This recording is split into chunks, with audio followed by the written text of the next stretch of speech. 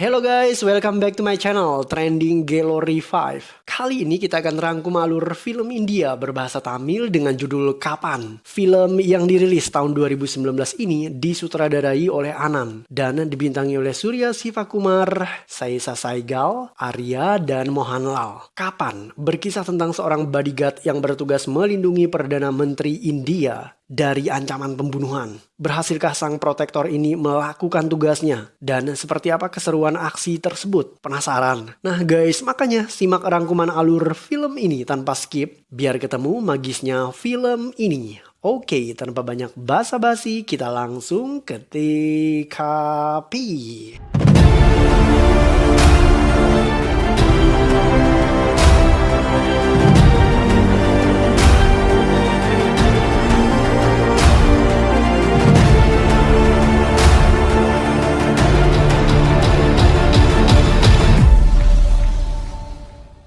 Film ini diawali dengan adegan yang memperlihatkan seorang pemuda meledakkan sebuah kereta api.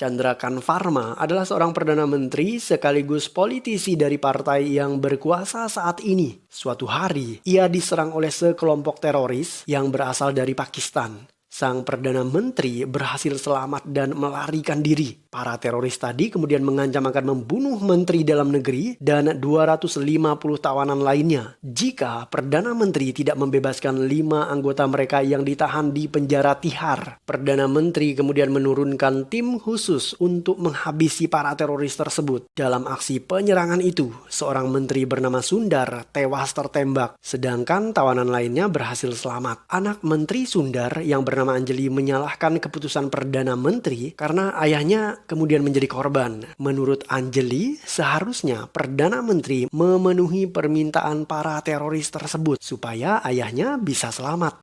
Hello viewers, now Ganita and welcome to our show. Varanda kedaka inda edam mattum Seorang reporter TV melakukan wawancara dengan petani yang bernama Katir Rafan. Katir adalah petani yang membudidayakan pertanian dengan konsep ramah lingkungan. Ia memanfaatkan pupuk organik dalam mengelola lahan pertaniannya. Katir bahkan membuka toilet umum untuk disewakan kepada warga dan limbah dari toilet itu digunakan Katir sebagai pupuk organik yang menyuburkan lahan pertanian miliknya. Seorang teroris pelaku penyerangan terhadap Perdana Menteri berhasil ditangkap hidup-hidup. Teroris ini bernama Jafar. Jafar disuntikan sesuatu yang membuatnya tidak bisa berbohong. Menurut Jafar, Perdana Menteri akan kembali diserang oleh seseorang yang sangat profesional. Dan orang ini berasal dari Tamil Nadu. Jafar kemudian berniat memberitahu nama pembunuh tersebut, tetapi sejurus kemudian seseorang meledakkan tubuh Jafar dengan menggunakan bom kendali jarak jauh yang ditanam di dalam tubuhnya. Pembunuh ternyata menyadap semua pembicaraan antara Jafar dan polisi. Katir berangkat ke London. Ia menyamar dengan identitas Kalyan Kumar. Perdana Menteri juga hadir ke London dalam rangka mengajak para pengusaha India yang bermukim di luar negeri agar berinvestasi di negaranya sendiri. Katir hadir di tempat itu. Ketika akan melewati pintu pemeriksaan, seseorang memasukkan pistol ke dalam saku jas Katir. Pistol itu sangat canggih dan tidak terdeteksi metal detektor pada pintu pemeriksaan. Katir kemudian masuk ke dalam dan memilih duduk pada kursi yang tidak tersorot kamera CCTV. Perdana Menteri Chandrakan Varma menyampaikan kata sambutannya. Semua orang tampak senang dan antusias mendengarkan itu. Katir kemudian memasang alat peredam suara pada pistolnya. Ketika ia melakukan itu, seorang anak kecil melihat aksinya. Anak tadi memberitahu ibunya, tetapi Katir buru-buru menyembunyikan pistolnya itu. Perdana Menteri selesai berpidato. Ia kemudian bergegas keluar dari ruangan dengan diiringi para pengawal. Di saat bersamaan, seorang pria berwajah bule membidik Perdana Menteri dan melepaskan tembakan. Tetapi pria ini justru ditembak terlebih dahulu oleh Katir.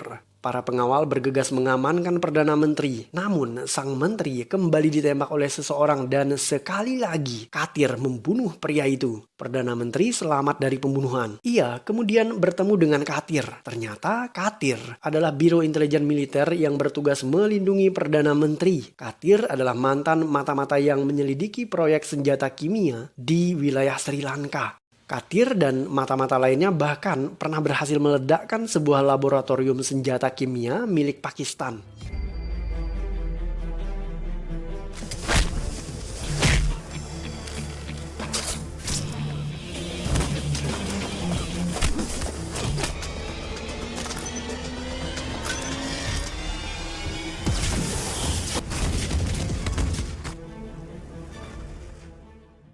Anjali adalah sekretaris Perdana Menteri. Ia juga sedang berada di London. Setelah aksi percobaan pembunuhan terhadap Perdana Menteri, Anjali jadi curiga dengan tindak tanduk Katir. Ia membuntutinya. Katir sendiri sebenarnya sedang membuntuti terduga teroris yang berwajah bule dan berkepala pelontos. Mereka masuk ke sebuah diskotik. Anjali kemudian mengajak Katir minum. Dan setelah itu, Anjali menelpon Joseph. Joseph adalah kepala bodyguard yang bertugas mengawal Perdana Menteri. Anjali meminta bantuan Joseph untuk mengirimkan sejumlah polisi agar menangkap Katir. Target yang dibuntuti oleh Katir tadi akhirnya melarikan diri. Setelahnya, Katir menjemput Anjali yang justru mabuk akibat menenggak sedikit vodka di diskotik itu. Katir membawa pulang Anjali yang mabuk ke kamar hotel Anjali. Wanita ini mendadak tersadar dan mengambil sebilah pisau untuk melindungi dirinya. Ia mengira jika Katir adalah teroris. Anjali berniat melukai Katir. Mereka kemudian rebutan pisau yang justru membuat pakaian Anjali koyak. Karena mabuk, Anjali kemudian kembali jatuh pingsan dan tidak sadarkan diri. Katir kemudian pergi meninggalkan ruangan itu.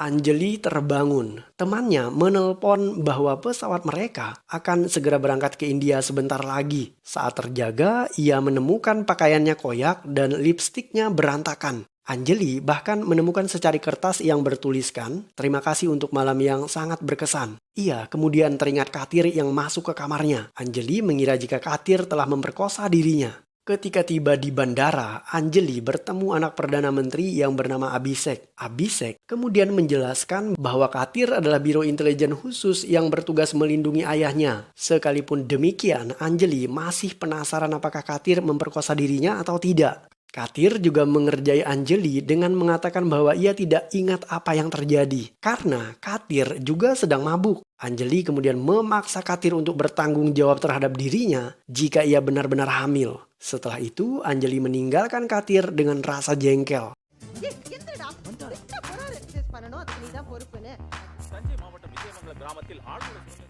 Sebanyak 20 tentara India dibunuh di wilayah Kashmir. Pelakunya adalah teroris asal Pakistan. Insiden itu dimanfaatkan oleh seorang politisi partai oposisi yang bernama Parameswar untuk menjatuhkan nama baik Perdana Menteri Chandra Khan dengan mengatakan bahwa Chandran tidak serius dalam menangani teroris. Chandra Khan kemudian memanggil Parameswar dan duta besar Pakistan yang bernama Jalaluddin. Chandra Khan menuding jika tentara Pakistan terlibat dalam aksi terorisme tersebut yang menyebabkan 20 tentara India tewas di Kashmir. Ia kemudian menunjukkan video yang membuktikan bahwa seorang letnan jenderal Pakistan yang bernama Amish Khan terlibat dalam aksi terorisme tersebut. Perdana Menteri kemudian menyampaikan kepada Jalaluddin agar negaranya tidak mendukung aksi terorisme tersebut. Jika tidak, maka ia akan memutuskan kerjasama dengan Pakistan. Mahadev datang ke kediaman Perdana Menteri. Di sana juga hadir Menteri Pertahanan yang bernama Vanakam. Mereka ingin merundingkan tentang sebuah proyek yang bisa mengatasi masalah India dan Pakistan. Tetapi percakapan tersebut sifatnya sangat rahasia. Saat membicarakan itu, Katir diminta keluar oleh Perdana Menteri. Hari itu Joseph dan istrinya Priya merayakan anniversary pernikahan mereka yang kelima. Anjali, Katir, dan teman-temannya diundang ke sana. Sambil menikmati minuman, mereka menonton berita di TV. Media memberitakan tewasnya Letnan Jenderal Amis Khan akibat sebuah serangan. Pembunuh Amis Khan masih menjadi misteri dan tidak ada penjelasan lebih lanjut terkait kematiannya. Dan sejurus kemudian, ஆனிவர்சரிக்கு ஒரு diamond necklace வாங்கி கொடுத்தியா? seorang pria menelpon Joseph. Pria ini bernama Ranjit dan ia menelpon dari bandara di kota Chennai. Ranjit mengancam akan membunuh istri Joseph yang bernama Priya. Ranjit bahkan mengirim anak buahnya yang bernama Abdul untuk membunuh kucing kesayangan Priya dan menggertak Joseph dan keluarganya. Katir berusaha mengejar Abdul, ia berhasil menangkapnya. Belum sempat Katir melakukan interogasi terhadap Abdul, tubuh pria itu mendadak meledak dan hancur berkeping-keping. Setelah itu Ranjit kemudian berkata, See you in Kashmir. Katir dan Joseph segera menuju ke bandara. Mereka memeriksa rekaman CCTV dan terlihat pria menggunakan jaket hoodie sedang menelpon dengan membelakangi kamera. Tetapi mereka gagal menemukan pria itu karena pelaku membuang jaketnya di tong sampah. Ranjit kemudian meledakkan sebuah bom yang membuat orang-orang panik dan berhamburan. Di saat itulah Ranjit melarikan diri.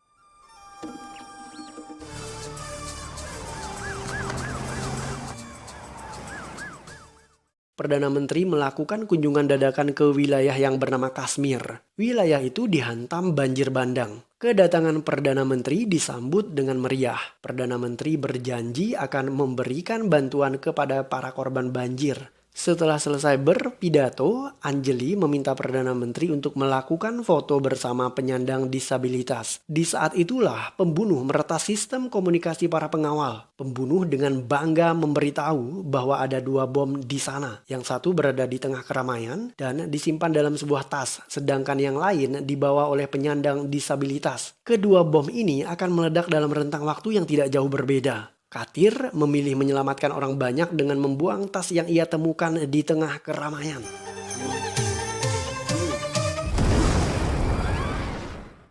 Ledakan besar terjadi. Setelah itu, seorang pelaku yang menyamar menjadi penyandang disabilitas mengaktifkan bom yang kedua. Ia mendorong bom itu ke arah Perdana Menteri. Ledakan besar kembali terjadi dan Perdana Menteri India tewas dalam ledakan tersebut.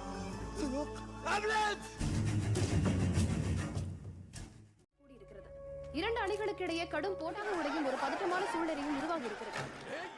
Anggota parlemen bingung untuk menentukan siapa yang layak menjadi pengganti Perdana Menteri. Terjadi perdebatan alot di antara mereka. Akhirnya, anggota parlemen memutuskan untuk mengangkat anak almarhum yang bernama Abhishek Verma sebagai pengganti posisi ayahnya untuk menjadi Perdana Menteri. Katir mendatangi TKP. Ia berusaha untuk mengingat kembali suara pembunuh. Katir kemudian mendengar suara kepakan sayap burung merpati di sela-sela suara pembunuh. Ia jadi tahu di mana posisi pembunuh saat ledakan terjadi. Katir mendatangi sebuah rumah tua tempat pembunuh yang bernama Ranjit bersembunyi. Ketika Ranjit mengintai Perdana Menteri, tetapi sejurus kemudian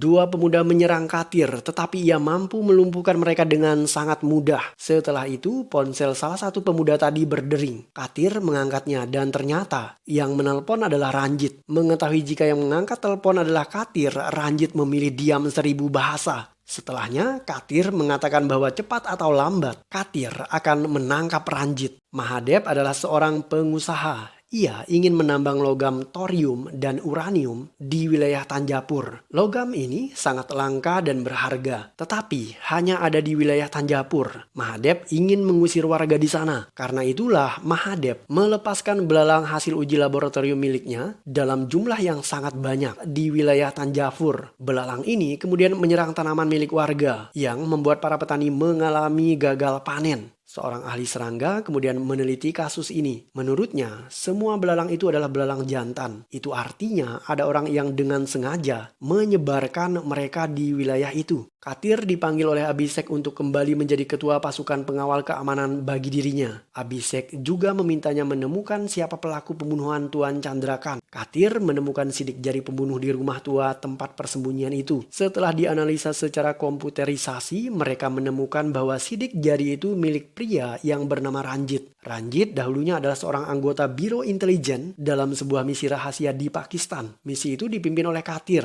tetapi Ranjit berkhianat demi uang. Ia menjual informasi tentang Katir dan teman-temannya kepada tentara Pakistan yang dikomandani oleh Amis Khan. Katir dan teman-temannya kemudian tertangkap. Mereka semua disiksa dan dibunuh, tetapi hanya Katir yang berhasil selamat.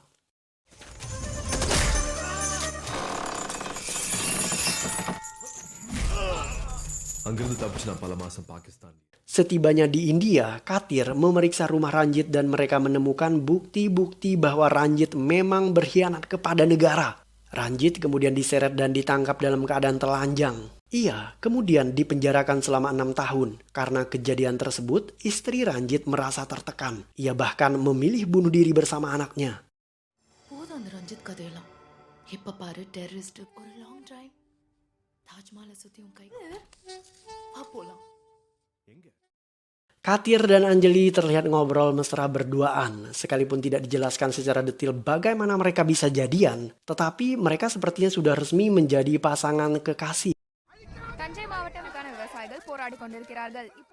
Para warga Tanjavur melakukan aksi demonstrasi menuntut tanah mereka dikembalikan. Setelah kasus hama belalang, banyak warga yang menjual lahan pertanian mereka dengan harga yang sangat murah kepada perusahaan milik Mahadev. Kini mereka sadar jika serangan hama belalang tadi adalah ulah perusahaan tersebut agar menjebak para warga. Mahadev mengirim anak buahnya untuk ikut menyelinap masuk dalam kerumunan para demonstran tadi. Mereka menjadi provokator dan membuat huru-hara serta membunuh 16 orang polisi. Merasa terancam, polisi kemudian membubarkan para pendemo tadi dengan kekerasan dan bahkan menembak mati 312 demonstran. Sejak saat itulah tidak ada lagi demo warga untuk menuntut tanah mereka. Katir mengetahui jika Mahadev adalah aktor di balik tewasnya para pendemo. Ia juga mengetahui perihal thorium dan uranium yang ingin dikuasai oleh Mahadev di wilayah Tanjavur. Katir memberitahu Perdana Menteri perihal tersebut. Perdana Menteri Abhishek kemudian mengancam akan menutup pertambangan itu, tetapi Mahadev tidak mau kalah. Ia mengancam balik Perdana Menteri muda itu dengan berkata bahwa ia akan melakukan hal buruk kepada Perdana Menteri Abhishek jika berani macam-macam kepada Mahadev. Anjali berulang tahun, ia mengadakan pesta. Abhishek ingin sekali hadir di pesta itu, sekalipun Katir melarangnya. Abhishek kemudian menyamar dengan penampilan berbeda agar tidak bisa dikenali oleh orang-orang. Mereka larut dalam tarian dan minuman pesta.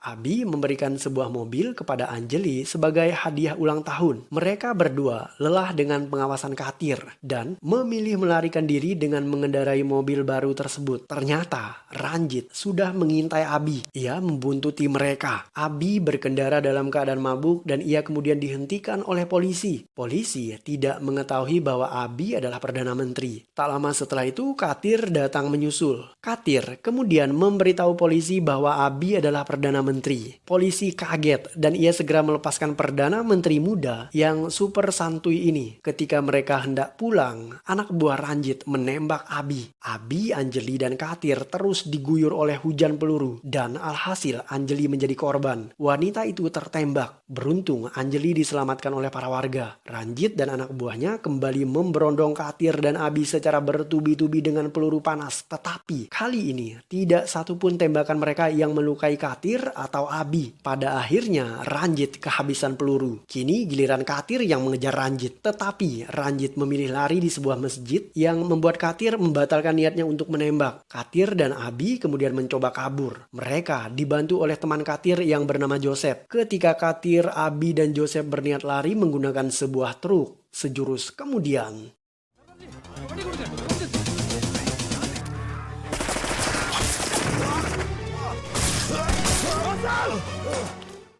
Ranjit menembak Joseph di bagian kaki. Setelah itu, seseorang yang lain menembak Joseph hingga tewas. Katir terbakar amarahnya karena ia kehilangan sahabatnya. Ia kemudian melampiaskan kekesalannya kepada Abi karena Abi ngotot ingin pergi ke pesta itu. செத்தே போயிட்டான் எஸ்பிஜியில் எழுதப்படாத சட்டம். Pria hadir di rumah sakit dan menangisi kematian suaminya. Setelah pria keluar dari kamar mayat, teman Joseph yang bernama Ajay masuk ke dalam kamar mayat itu. Ajay menukar peluru yang menewaskan Joseph dengan tujuan untuk menyembunyikan fakta bahwa peluru itu adalah miliknya. Ternyata Ajay adalah musuh dalam selimut. Ia adalah pengawal Perdana Menteri, tetapi memilih berkhianat demi uang. Ajay adalah orang yang telah meledakkan tubuh Jafar dan Abdul. Ajay juga mempermudah tugas Ranjit saat penyerangan terhadap Perdana Menteri. Ia bahkan memberikan senjata kepada Ranjit. Di saat Ranjit kehabisan peluru, Ajay menembak mati Joseph karena Joseph mengetahui pengkhianatan Ajay. Katir kemudian memukuli Ajay hingga babak belur. Ia memaksa Ajay untuk memberitahu di mana kediaman Ranjit.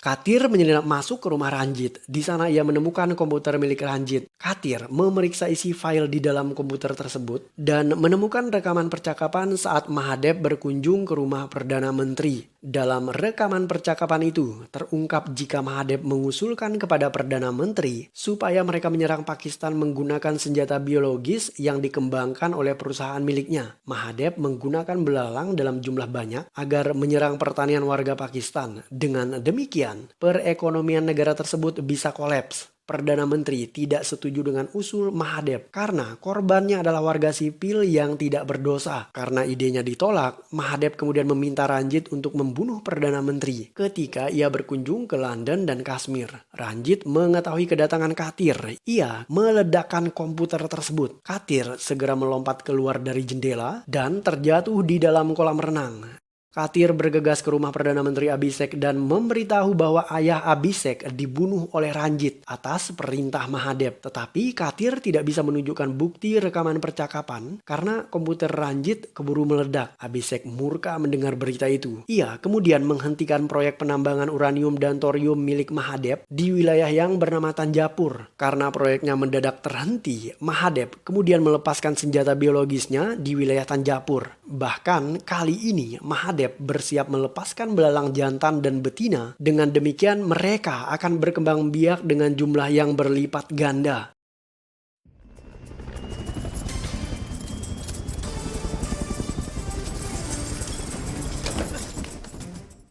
Katir menggagalkan rencana pengiriman dengan meledakkan kereta api yang mengangkut senjata biologis itu. Dan film kembali seperti di adegan awal, di mana Katir menyelinap naik ke atas kereta api dan memasang bom di beberapa titik. Kehadiran Katir diketahui oleh anak buah Mahadev yang bernama Pratap. Pratap dan anak buahnya mencoba untuk membunuh Katir, tetapi justru mereka yang tewas di TKP. Pada akhirnya, Katir berhasil meledakkan kereta api tersebut dan memusnahkan semua belalang yang ada di dalamnya.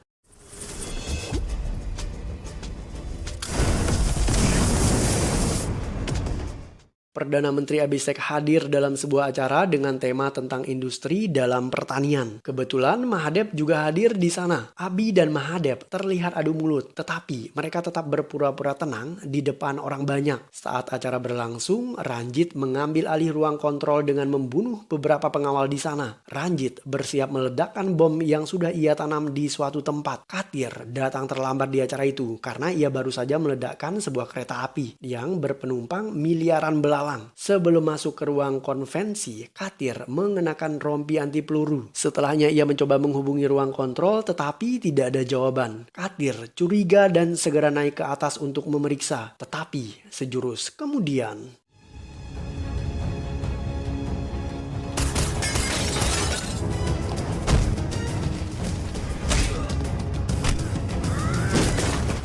Katir berduel sengit dengan Ranjit dan berhasil melumpuhkan pria jahat itu. Karena ditodong dengan pistol, Ranjit mengakui bahwa Anjali meletakkan bom di tangannya dan menyamarkan bom itu seolah-olah tangannya diperban akibat luka tembakan. Anjali melakukan itu demi balas dendam terhadap keluarga Perdana Menteri. Karena ayah Anjali yang bernama Sundar tewas akibat keputusan Perdana Menteri Chandrakan. Menurut Ranjit, Anjali adalah pengantin bom bunuh diri yang dikendalikan dengan menggunakan ponsel. Dengan memasukkan nomor tertentu kemudian menekan tombol dial atau panggil, maka bom itu akan meledak. Ranjit berniat meledakkan bom itu ketika Anjali berada dekat dengan Perdana Menteri Abhishek. Makanya ia masuk ke ruang kontrol untuk memastikan posisi Anjali. Katir kemudian memanggil Anjali. Saat ditanya, Anjali mengatakan bahwa Ranjit memfitnah dirinya. Katir kebingungan menentukan siapa yang berbicara jujur, Anjali atau Ranjit. Setelahnya, Katir mendorong Anjali tepat di samping Ranjit dan bersiap untuk meledakkan bom tersebut. Tujuannya adalah untuk menggertak Ranjit. Dan ternyata benar, Ranjit takut jika bom itu meledak dan membunuh dirinya. Ia kemudian mengaku bahwa Anjali tidak terlibat. Ranjit menanam bom di perban Anjali tanpa sepengetahuan Anjali ketika wanita itu tidak sadarkan diri di rumah sakit. Setelah memaksa Ranjit, Katir akhirnya mengetahui cara mematikan bom yang ada di tangan Anjali. Dan kali ini Ranjit mendadak tidak takut mati. Ia bersikukuh tidak mau membongkar rencana B sekalipun Katir mengancam dirinya. Katir bergegas pergi meninggalkan Ranjit. Ia berusaha untuk mencari bom kedua yang akan membunuh Perdana Menteri. Di saat Katir pergi, Ranjit berhasil melumpuhkan pengawal yang mengawasi dirinya. Ia kemudian turun ke bawah dan masuk ke dalam mobil Mahadev. Ranjit menghubungi Katir dan berkata bahwa bomnya ada pada rompi anti peluru yang dikenakan oleh Katir. Setelah itu, Ranjit dengan begitu bersemangat menekan tombol bom tersebut dan sejurus kemudian